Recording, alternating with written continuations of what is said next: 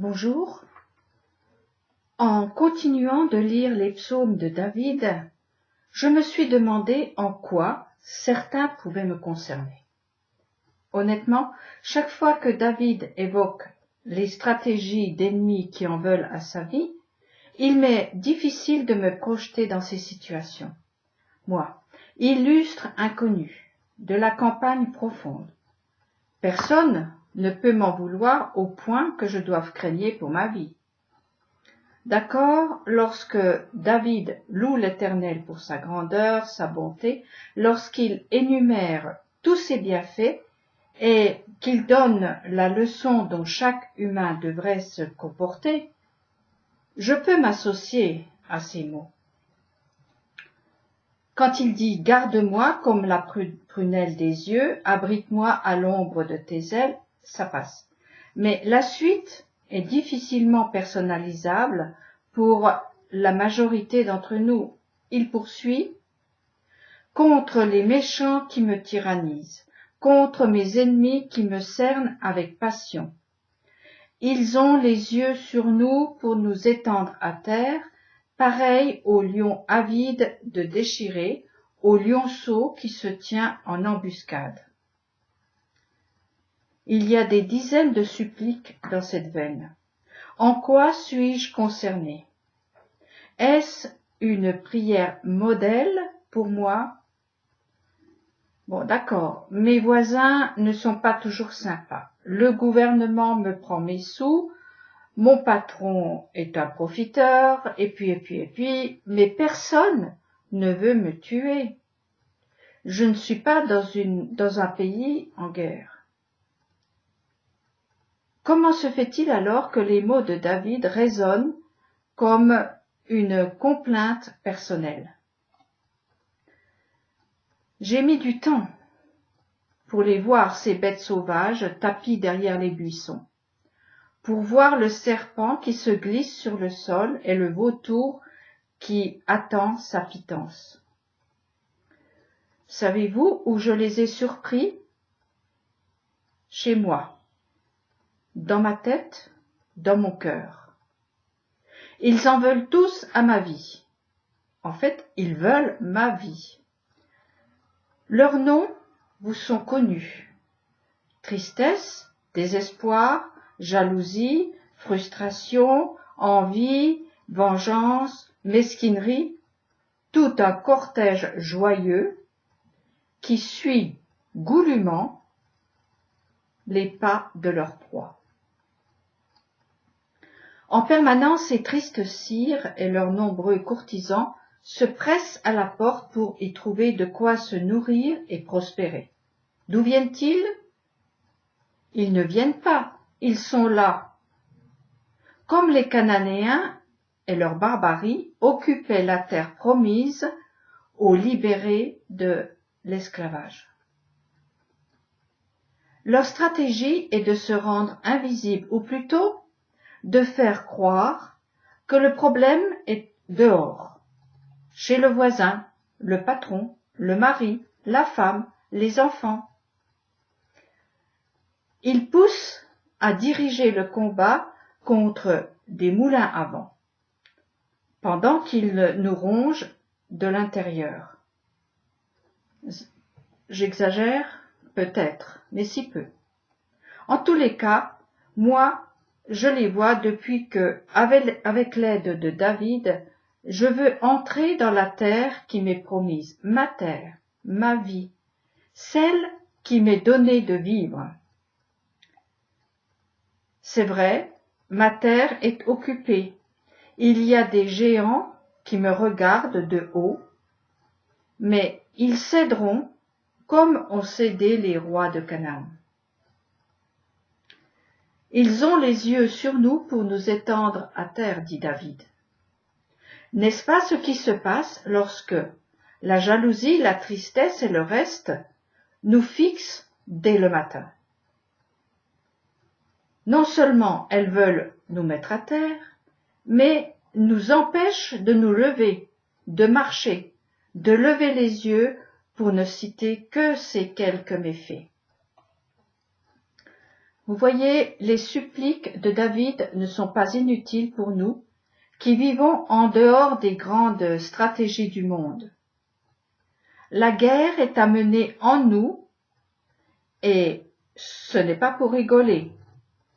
C'est à la vie ou à la mort, car le but des envahisseurs est de nous empêcher de réaliser le projet du maître du monde pour pouvoir vivre sur notre dos. Le mal ne subsiste que s'il est branché sur la vie. C'est un parasite en fait. Et qui a reçu un souffle vivant? Vous et moi. Qui a reçu une vie appelée à s'élever? Vous et moi. Cette vie est l'objet de toutes les convoitises. Les mauvaises herbes ne veulent pas quitter le terrain, sinon elles se dessèchent. Elles le savent et s'accrochent en parasites. Par ta main, ô Éternel, sauve-moi de ces gens, esclaves du monde, qui jouissent largement de la vie que tu m'as donnée, dont je bourre le ventre de tes biens. Pour la circonstance, je me suis permis d'accommoder ce texte dont l'original est le verset 14 du psaume 17. Ai-je des ennemis? Oui, j'en ai plein. Plein de parasites que j'entretiens à mes dépens en ne les combattant pas dès le matin, c'est-à-dire dès qu'ils se réveillent et pointent leur nez. Comment? Je m'écrie, loué soit l'Éternel, et je suis délivré de mes ennemis. D'accord. Ça semble facile. Vite, un miracle, et le tour est joué. Tout est possible, même l'impossible. Loin de moi l'idée que David ne dit pas la vérité. Mais ce qui me semble essentiel, ce n'est pas que les ennemis disparaissent comme par enchantement, mais plutôt que nous apprenions qui nous sommes en tant que créatures faites à l'image du Créateur, et de ce fait, quelles sont nos capacités d'action? Nous avons cru au mensonge et laissé pousser ronces et épines. Nous avons abandonné notre terre au plus rusé des animaux, le serpent. Dans l'histoire du peuple hébreu, nous pouvons trouver les remèdes à toutes les situations. Il faut juste avoir les bonnes clés pour ouvrir les armoires où ils sont gardés. Avant de se lancer à la conquête de leur terre, les Hébreux ont reçu des instructions, toutes les instructions nécessaires à la victoire. À eux de les appliquer pour réussir et empêcher les ennemis de se réinstaller. Prier est une chose, mais l'essentiel reste de se sortir de la barbarie et de l'arracher du pays. Ça, c'est le travail de chacun. Ceci en s'attelant à mettre en pratique, dans le sens le plus profond comme le plus basique, les paroles confiées à Moïse et son peuple. Ne pas tuer, voler, jalouser, convoiter, mentir, respecter ses parents et Dieu, etc. C'est tout. Mais on sait ça depuis longtemps, on l'a appris en cours de religion. Oui, mais vous a-t-on tout dit? Une demi-vérité, n'est-ce pas un mensonge? Rappelons-nous, Adam et Ève sont tombés dans le piège d'une demi-vérité. S'ils s'étaient référés aux mots exacts prononcés par le Créateur, ils se seraient évités bien des problèmes, et nous aussi. Pour affronter la barbarie, il faut avoir en main les instructions exactes. Pas de l'à peu près, ou des on m'a dit, je crois que. C'est vrai sur le terrain physique, c'est encore plus vrai sur le terrain de nos vies. La guerre fait rage à l'extérieur, elle fait aussi rage à l'intérieur, avec des ennemis qui veulent soit rester, soit s'installer. À même problème, même remède. Apprendre les mots exacts, étudier leur sens, les mettre en pratique selon les enseignements des maîtres qui les ont appliqués et ont été vainqueurs. Prendre sa vie en main, c'est aller à la conquête de Canaan, chasser les ennemis du pays comme l'a fait David. Il a supprimé certains, pacifié d'autres. Ils sont identifiés dans la Bible, les Cananéens, les Héthéens, les Amoréens, les Jébuséens, les Hévéens, les Philistins, pour ne citer qu'eux. Dans la goutte d'eau qu'est notre vie, nous avons ces micro-organismes nocifs. Tristesse, rancœur, envie, jalousie, frustration, idolâtrie, pour ne citer qu'eux. Ils dévorent nos vies, épuisent nos ressources. David, s'il te plaît, prête-nous tes prières. Merci de nous guider. Ma vie n'est qu'une goutte d'eau dans l'océan. Mais si je prends cette goutte et que je projette sur elle le rayon de lumière que contient la moindre lettre transmise aux hommes par Moïse, un arc-en-ciel apparaît. Vous savez, le fameux arc dans la nue que tous peuvent admirer après l'orage. Il est dit à son sujet: je me souviendrai de mon alliance avec vous et tous les êtres animés. Les eaux ne deviendront plus un déluge, anéantissant toute chair.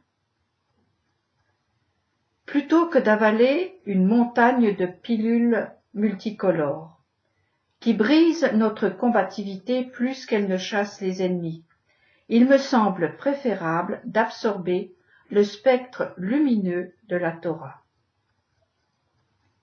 C'est peut-être un des sens de la catastrophe du déluge, ramené à notre intériorité. Le terme de toutes les créatures est arrivé à mes yeux parce que la terre, à cause d'elle, est remplie d'iniquité, et je vais les détruire avec la terre. Dans le contexte de mon propos, il s'agit des créatures que j'ai appelées au début tristesse, désespoir, jalousie, envie. Elles deviennent des géants que nous laissons proliférer sur notre terre pendant que nous sommes obnubilés par leurs images à l'extérieur. Ce sont des leurres pour pouvoir tranquillement nous détruire de l'intérieur. L'autre, à l'extérieur, nous obsède alors qu'il n'est que la projection de ce qui nous menace réellement. Le serpent et sa cour, que nous hébergeons. Je ne dirai pas gratuitement, car ça coûte cher, mais que nous n'affrontons pas. Attention, je ne suis pas en train de dire que nous n'avons pas d'ennemis à l'extérieur. Ce que je veux mettre en exergue, c'est que notre terre intérieure est aussi notre propriété et à ce titre, elle est à conquérir et à défendre. C'est là l'un des paradoxes incroyables que nous, les Français, qui vivons dans le pays le plus maternant qui soit, sommes, paraît-il, les plus grands consommateurs de calmants. Nous sommes les plus pessimistes et les moins confiants en l'avenir. Il y a même l'adage « vivre heureux comme Dieu en France ». Mais quel est donc ce Dieu qui se trouve comme un poisson dans l'eau en France? Là est tout le problème. En tous les cas, ce n'est pas le Dieu d'Abraham, d'Isaac et de Jacob. Celui-là, il n'est pas bien en France. Pourtant, c'est bel et bien lui qui fait sortir de la maison d'esclavage. À cet instant, j'ai une forte envie de vous lire les 150 psaumes qui sont à notre portée. Mais ce serait un peu long. Je me contenterai de vous faire entendre un petit morceau de la prière de Salomon qui se trouve dans le premier livre des rois au chapitre 8. Elle est capitale pour nous qui ne sommes pas des descendants de Jacob. Je t'implore aussi pour l'étranger, qui ne fait pas partie de ton peuple Israël, et qui viendra de loin pour honorer ton nom, car ils entendront parler de ton grand nom, de ta main puissante et de ton bras étendu. Et ils viendront prier dans cette maison. Toi, tu l'entendras du ciel, ton auguste résidence, et tu exauceras les vœux que t'adressera l'étranger, afin que les peuples du monde connaissent ton nom. N'est-ce pas formidable? Le grand Salomon a prié pour nous. Je suis sûre qu'il a été écouté. Grâce à lui, nous pouvons venir à la maison des prières sans autre forme de procès, sinon celui de demander l'aide dont nous avons besoin pour nous débarrasser de nos ennemis. Évidemment, le chemin va être semé d'embûches. Ceux qui en veulent à notre vie veillent, tendent des pièges et déploient tout l'arsenal que David dénonce si bien dans ses chants. Philistins, Étéens, Cananéens peuvent gagner des batailles si nous baissons la garde, mais ils ne gagneront pas la guerre si nous nous tenons tout près de David, si nos oreilles sont tendues vers son instrument à cordes, c'est-à-dire sa bouche. Je range le mien et vous laisse avec David. À bientôt.